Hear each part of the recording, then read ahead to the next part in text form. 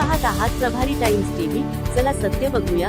ताज्या बातम्यांसाठी आमच्या चॅनलला सबस्क्राईब करा आणि व्हिडिओ आवडल्यास लाईक करा। हे बघा, त्याच्यामध्ये बिलकुल तथ्य नाही।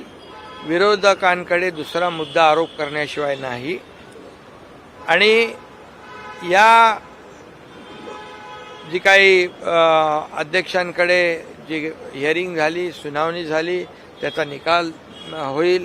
पण मी आपल्याला एवढं सांगतो, लोकशाहीमध्ये बहुमताला महत्त्व आहे। आणि बहुमत आज आपण पाहताय की पहिल्या दिवसापासून बहुमत आमच्याकडे आहे। लोकशाहीमध्ये बहुमताला महत्त्व आहे। विधानसभेत देखील बहुमत आहे, लोकसभेत देखील बहुमत आहे।